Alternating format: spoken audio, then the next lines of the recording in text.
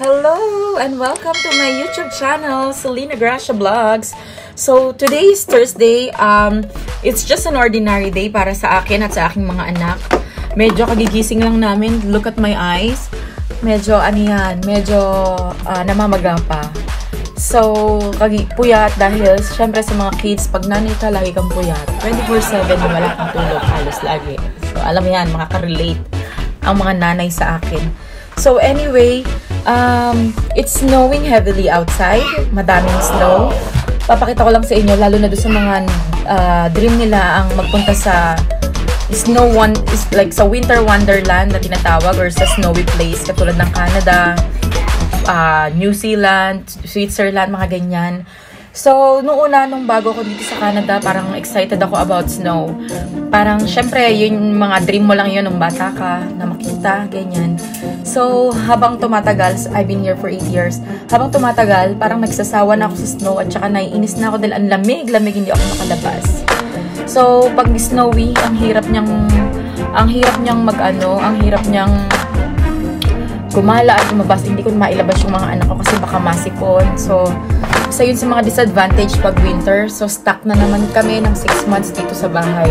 Lalo at naka-maternity leave ako, hindi naman ako nag-aalis. So, walang ibang gagawin si mommy kundi magluto, stay sa bahay, alagaan ang mga kids. So, yun lang. So, stay tuned. Here's my video of the outside.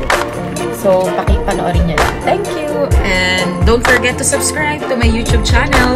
Nasa 600 mark na tayo. Thank you po from the bottom of my heart. Thank you. Stay tuned for watching. So, ayan. Kitang-kita sa camera na nag-i-snow siya. Ayan. So, medyo heavy ang snow. Nakikita niyo yung mga maliliit na butil-butil na yan. Yan ang snowfall. So, masarap siyang i-record, masarap siyang tingnan kung first timer ka. Pero pagka medyo matagal ka na rito, parang magiging malungkot, parang gloomy ang weather, parang di ka makalabas. Parang yan ang isang bagay na nagre-restrict sa aming lumabas, ang snow at ang lamig. So, parang ang hirap pag winter talaga. 6 months pa naman ang winter dito sa Canada.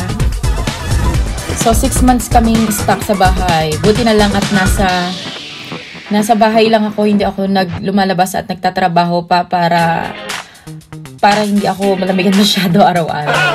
So, it's a struggle ang umalis ng bahay. Kasi, magsusuot ka ng mga winter suit, jackets, mitts, toques. So, ang dami mong dapat na winter gear para hindi ka malamigan sa labas.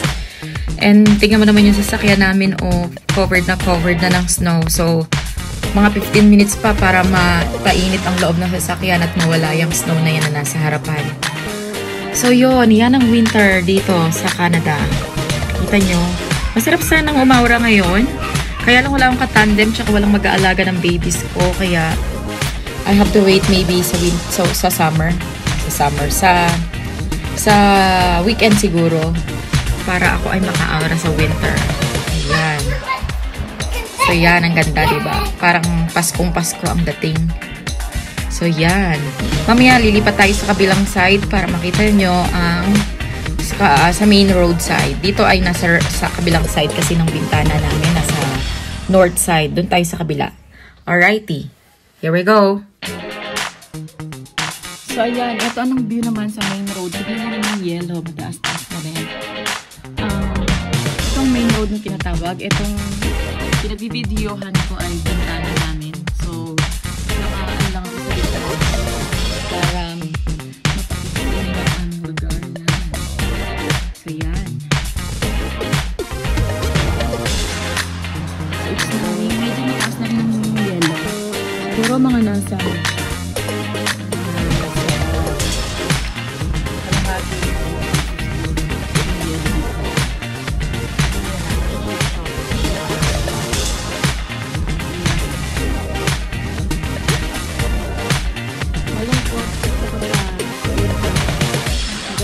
unlike the summer, maraming tao sa labas.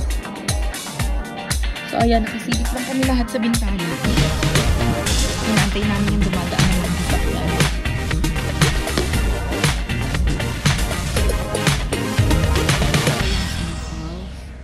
Ayan, kita naman. Nag-i-snow siya. Ayan. Dati nung bago ako dito, masyado ako curious anong itsura ng snow. Ngayon, hindi ko na love ang snow kasi ang hirap, malamig. Pero dati tuwa ako. Masarap lang siya paminsan-minsan pero hindi siya for 6 months, kumbaga. So normally, ang winter dito, 6 months halos. Napakatagal. Nakakainip masyado. Parang na-stuck ka sa bahay. Lalo sa mga naka-maternity leave.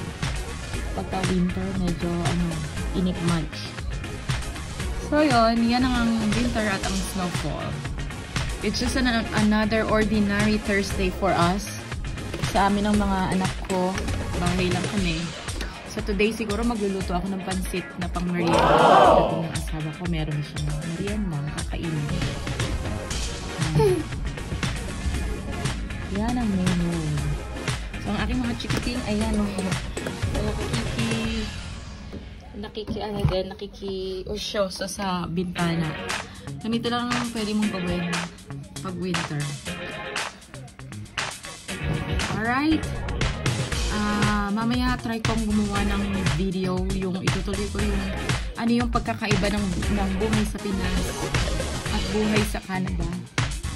So mamaya itry ko kapag tulog ang mga kids at may time ako kasi isinisini ko lang siya kapag pwede. So hindi ako full-time vlogger. Tinatry ko lang konti-konti na ma-upload para sa akin yung watch hours. So yun, you guys take care out there. It's snowing and it's an ordinary day for us. Tuloy pa rin ang buhay, trabaho pa rin ang mga tao. So yun, yun ang aking masasabi. Alright, don't forget to subscribe and like all my videos. Selena Gracia Vlogs, it's on your screen. Thank you so much for supporting. Nasa 600 mark na tayo. So, konti na lang, ma-reach na natin ang ating goal. Thank you and have a good day. Bye!